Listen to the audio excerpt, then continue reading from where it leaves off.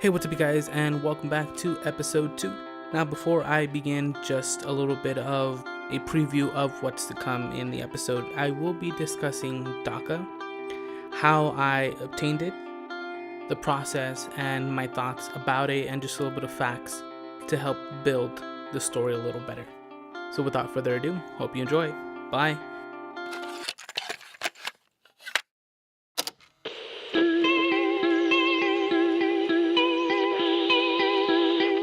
Subconsciously, he's looking for acceptance and help with his problems.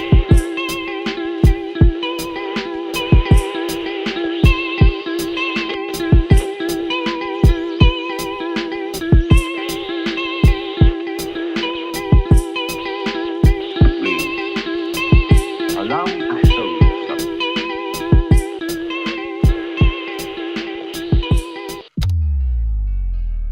Alright, so let's get started with episode 2. Like I did mention before, this is going to be talking about DACA. For those of you that don't know, for the off chance, it stands for Deferred Action for Childhood Arrivals. And no joke, this was huge for me and huge for a lot of people. Now, this was announced by President Obama on June 15th, 2012. Now, it started accepting applications, or the U.S. Citizenship and Immigration Services started accepting applications on August 15th of that same year. Now, what was the whole idea of DACA and why some people were displeased of its potential, per se?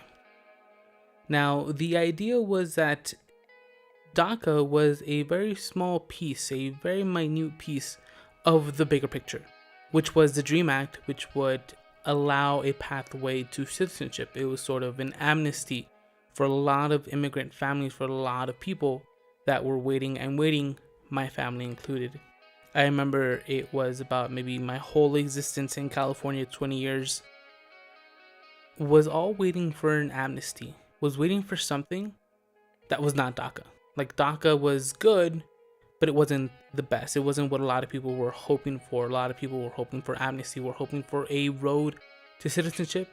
But for whatever reason, which we're not going to discuss, it just didn't go through, and we ended up with DACA. DACA was only offered, like I mentioned, it didn't offer citizenship. It only offered a 2-year work permit that at its initial start, they did say that it was something that was renewable, which was a good thing, but it was not valid for re-entry, which means that you cannot use it to leave the state and then come back. It's not how it works. Once you leave, you can't come back, or so the story goes. I'll be talking about different stories of how people overcame this.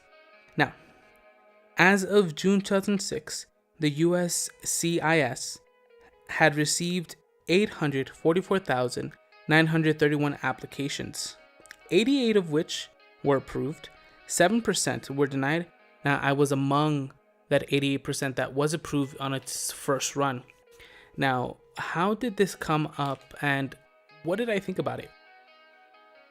Initially, when DACA was first announced, I was terrified. I mean, it sounded good. On paper, it sounded amazing.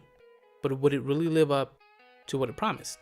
A lot of people within the community, or at least in my family, not my immediate family, but like my relatives, my cousins and uncles, they view DACA as sort of a trap. Why? Because it asks for a lot of information.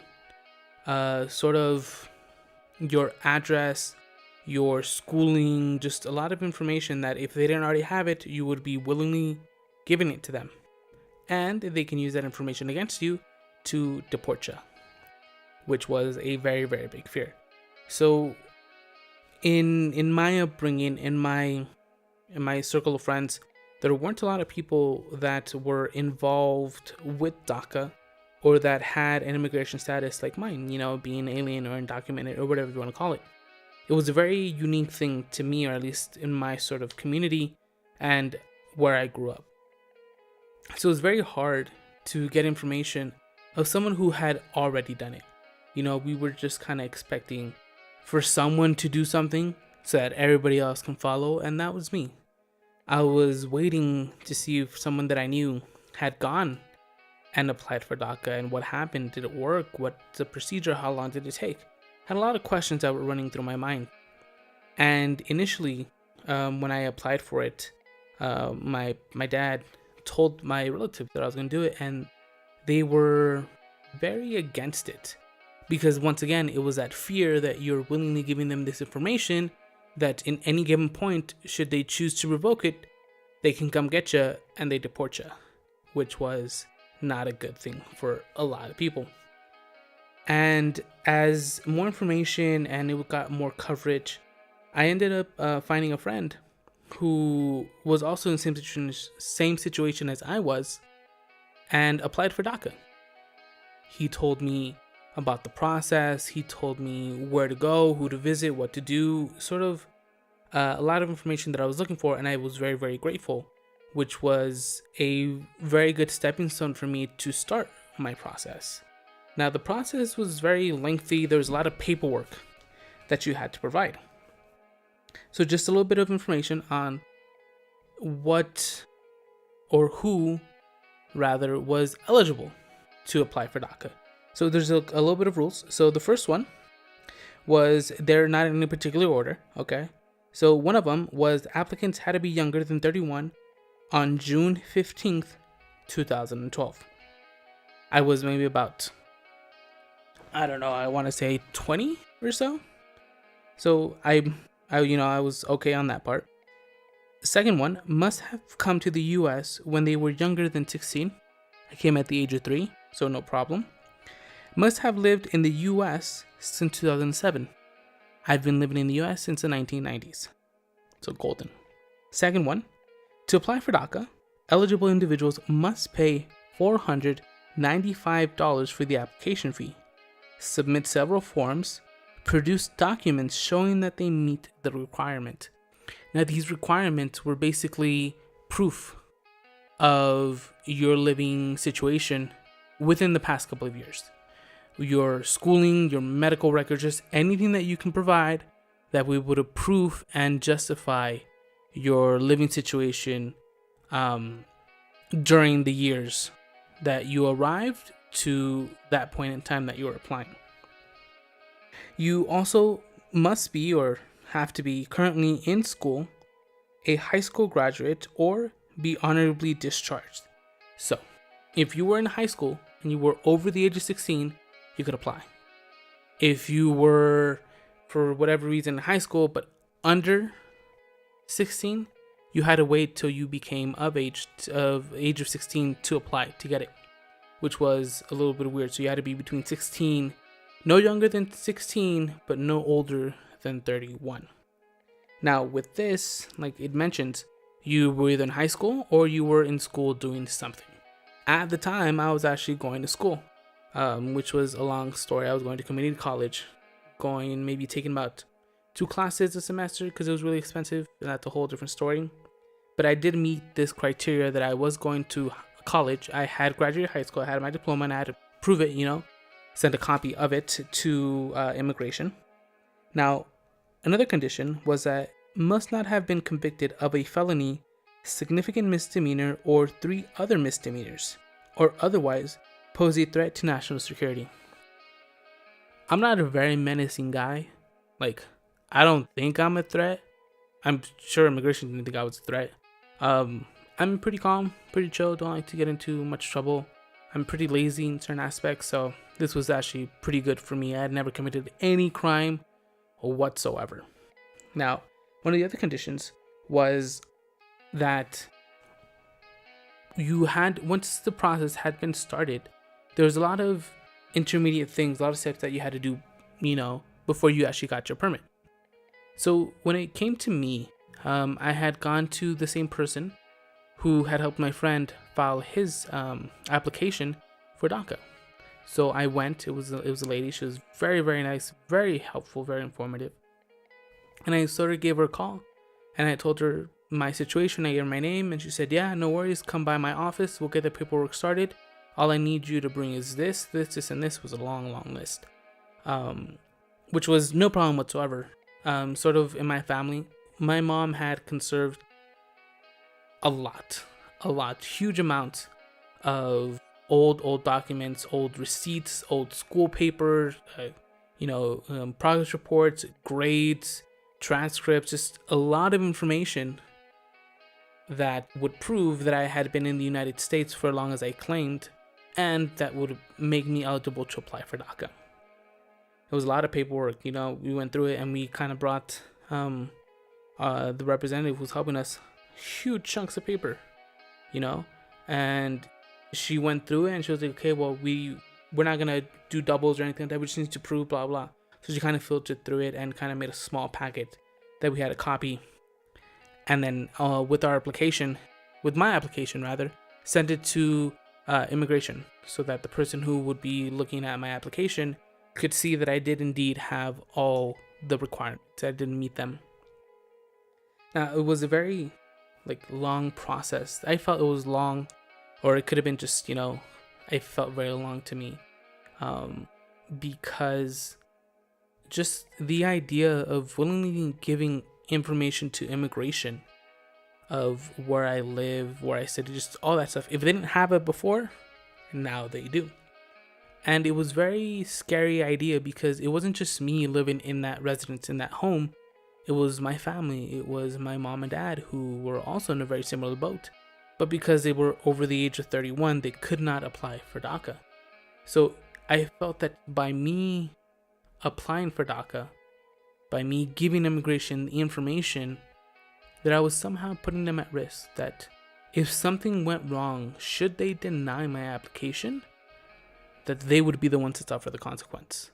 I mean, I would suffer with them, but I was solely applying for me, but yet they would also get some of the backlash, which is a horrible idea. So as time went on, I started to, wait for the mail. It was one of those where I was very constant. I was like, I would kind of know what time the mail would arrive, and I would examine, go through it, check if there was anything later from immigration. And for, a couple of weeks, there wasn't anything. And then I got a letter saying that I would move on to the next process, which would be to go get biometrics done. I had no idea what biometrics was, what it all meant. But they said that I had to go to a particular office, a particular part of the city, to have my fingerprint scanned, to have any sort of, so that they can find if I had any criminal record associated with my name or with my person. So I went, and it was a very scary idea, because I sort of had to go without my family, without my mom or without my dad, because since it was a government office, an immigration office, or associated with it, there was the fear that while I was waiting inside, that for whatever reason, there was going to be a raid in the parking lot, and they would catch everybody who was waiting, and they would deport them. And it was a very real fear, and it was something that I didn't want to risk, so I had to do a lot of this alone. So I went, I found the parking. It was very easy to find, had good parking, and I went inside, and I going to the office, and it was this very plain office. There wasn't anything flashy about it. They had, the infomercials, or, the videos playing about immigration and different procedures that they offered. And I went in, I told them I had an appointment, I told them who I was, and, they said, oh yeah, no problem, just go ahead and sit down. We'll call you when it's your turn. So I'm waiting there, and I'm looking at all these people, and these are these different, employees, with people scanning their fingerprint and different stuff, going from different section to section. And I go, and it's my turn, and they call me up, and I get this lady. She's a wonderful lady. She was very nice. I don't remember her name, but I just remember she was really nice. And she said, okay, well, come with me, and we're gonna scan your fingerprint. I cleaned them and everything. She gave me something to clean them with, and we were going to a machine to scan them. And I remember I was so terrified, and I asked her, I was like, what is this for? What is the process for? She mentioned to me that it was to find if my fingerprints were registered on any criminal activity, anything like that. And for some reason, no lie, I was scared. Now, it wasn't because I was scared because I had committed something. It was scared because I thought they would find something that I didn't do. That somehow my mind ran with this idea that they would get the wrong person, my mistaken identity, something was going to go wrong. And I was just terrified. And the machine itself, for some reason, was not registering my index fingers. Like, we tried it several times for it to get it, and we had to try again. I even called someone to help because we're just not getting my fingerprint. And it was just a very, very scary day. I was like, oh my God, it's not happening. It's not scanning my fingerprint. Something's wrong. Something's going to go wrong. What's going to happen? Like, I entered panic mode on the inside because I don't want to show it on the outside. So on the outside, I was very calm. I was like, oh yeah, no worries. Take your time. You do you. I'll just wait here, having to scan my index over and over and over again. So once I was done, I asked them, how long would it take for me to receive a second notice? She said, honestly, we don't know. That's not for us to decide, for us to tell you. You have to wait maybe a couple of weeks, whether they tell you that you've been accepted, denied, pending, whatever information they're going to give you. They're going to send to you in the mail, but you have to wait. They don't give us that information. We just take the biometrics, we send them, and that's end of our deal. I said, oh, okay, well, thank you very much. I guess I'll just go home and wait anxiously for this letter to arrive from immigration that would decide my future. No biggie, whatever. So a couple of weeks go by. I happened to be out when my permit came in. Remember, I was coming to my house. I go inside and my mom is there almost at the door. And I go, hi Mom, what's going on? She goes, the letter came in. And I was like, the letter we've been waiting for immigration? She said, yes. And it feels heavy. And I said, no, that's insane. That's crazy. Like, I was just ecstatic. I didn't believe it. It was something that was just, to me, like, I knew it was possible, but for some reason, I just felt that it wasn't possible for me. Go figure. But she handed me the letter. She didn't open it. She let me open it. And I remember that I got the letter. I got it with both hands. And I started to feel it, and I felt a hard plastic. And I felt around it, and I was like, this is a card. This is a hard plastic card. And I was like, oh, this is crazy. This is insane. So I flip it over. I open it. And right there is my work permit.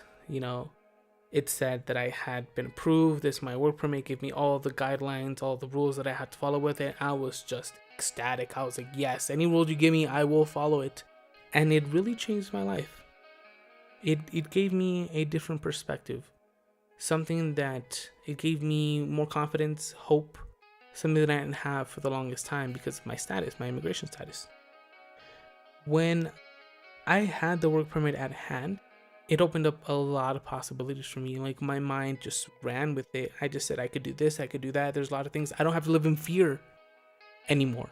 That if a cop stops me, if I go to a checkpoint, if I travel anywhere in the United States and, someone decides to stop me, if I'm not committing a crime, they really can't do anything to me because I have legal status. I have a good standing with immigration. I have the work permit. And it was amazing. I was just absolutely mind-blowing. But now came the hard part. I had the work permit. Now it came to getting a job, which was very difficult because I hadn't worked before and I have any prior experience. So getting a job with no experience, not knowing anyone, was really difficult. I remember applying to different places, and within the applications, they have the different checkbox, whether you are like a citizen or you have a work permit and stuff like that. So I would check the work permit, and it was, a very nice feeling, to send these applications in. But I felt that by, checking the box that I have a work permit, that I would be somehow discriminated, that it would somehow be used against me, so I wouldn't get the job. So it was not a good thing. Like, it just, my mind goes crazy. And it was a very, very long time until I actually got a job. I got a job at an income tax office. I won't say which one, but I did work at an office. People file their taxes. You can decide which one I worked at, but it was a very, very nice experience for me. I learned a lot. Like, it was my very first job, and I was very excited. I was very just like, I'm gonna do my best. I'm gonna be the best employee ever, so that they can hire me. They won't fire me. They hire me again. The job was a seasonal thing. But I really wanted to do my best because it was the very first job. Someone decided to, trust in me, believed in me that I would do the job in a satisfactory manner. So as I was working that job, it was coming to an end because it's only during tax season. I was looking for another job, and I'd applied for different places. I had some experience, but not enough. So a lot of places I did get, turned down. I did get rejected. I applied to different places like Barnes and Noble. I applied to Tilly's, to like H&M. If there was someone who was hiring, I sent my application in. And ultimately, I ended up working for an electronic retail store. And it was amazing. It was the best. I met a lot of amazing people, a lot of amazing things. I learned a lot. I grew a lot.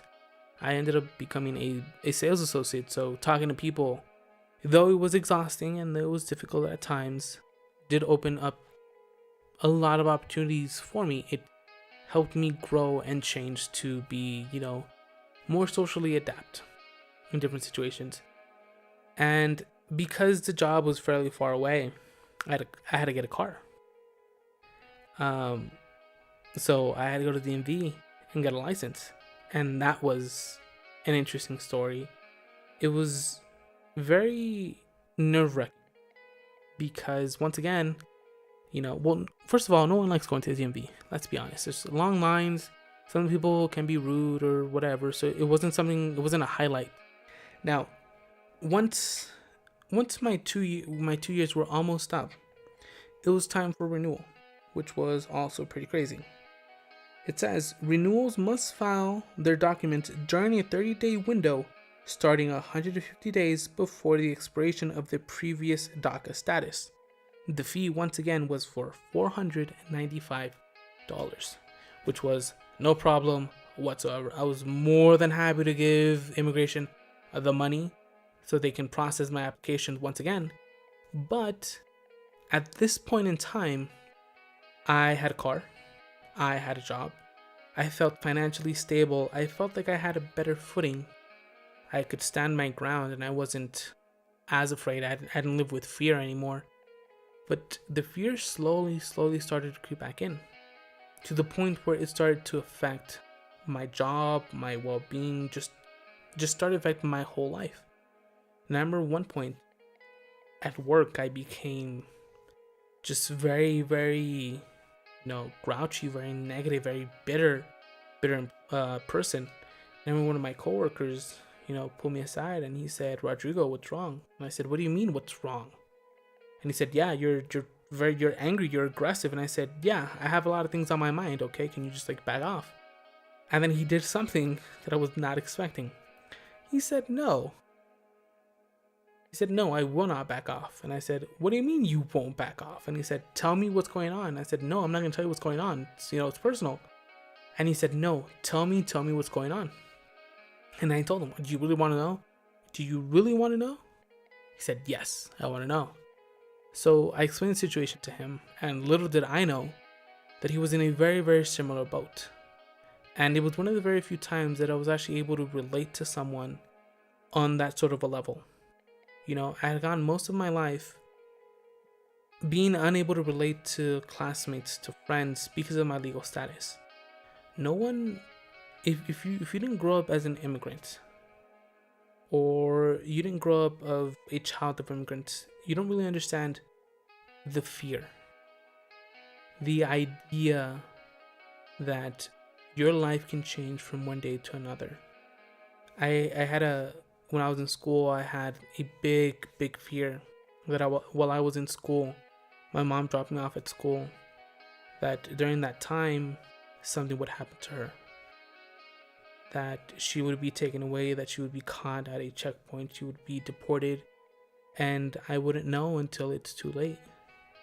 Or that my dad would go to work. My dad worked in construction, and he had to travel very, very far to the work site, and it was one of those fears where maybe I'd see him, maybe I wouldn't, and I wouldn't know. It would be a long time before we were informed of what anything happened. And it was just a very scary idea. A lot of things went through my mind. What would I do? Would I move to Mexico, go with my my parent that was deported, or what would my parents do? I mean, they would be separated now. It was a very, very scary feeling. And as the renewal time came up, that fear started to take control.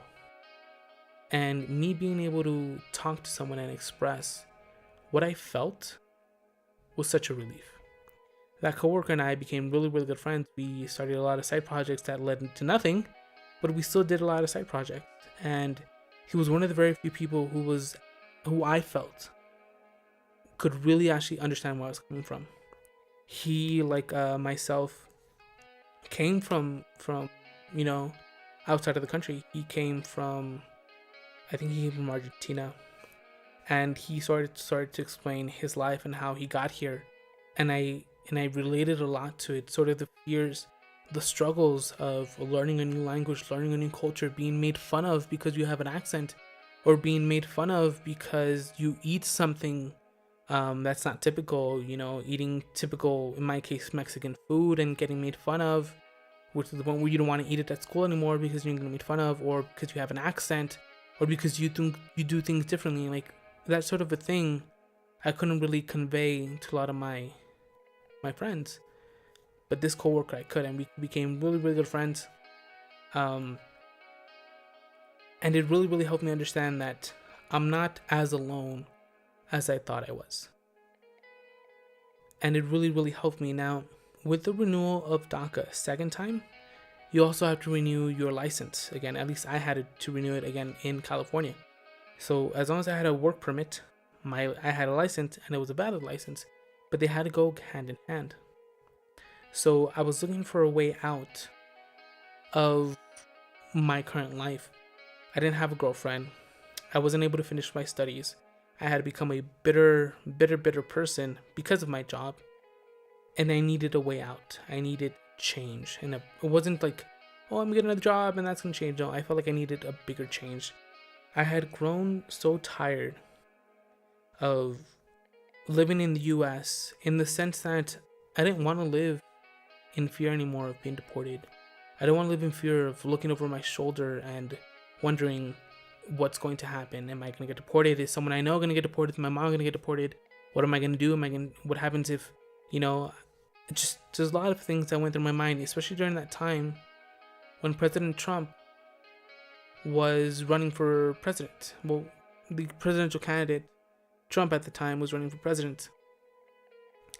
And his points of views and his arguments and his stance really posed a threat to my well-being, to my current way of life, and I didn't like it.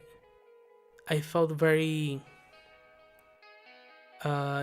powerless. Like I felt things weren't in my control anymore. Here was this guy. For once, there was this person who I don't know, they don't know me, is posing a threat to my existence, to my well-being. And I had to make a decision. Am I going to allow this person who talks so bad about other people have that much control over me? He wants to get rid of something that has been so beneficial for me, all because he doesn't want it. He thinks that it is something bad, that it's not gonna benefit anybody, which, he was wrong. It benefited a lot of people. But I had to come to make that decision. Would I continue? Here I stood.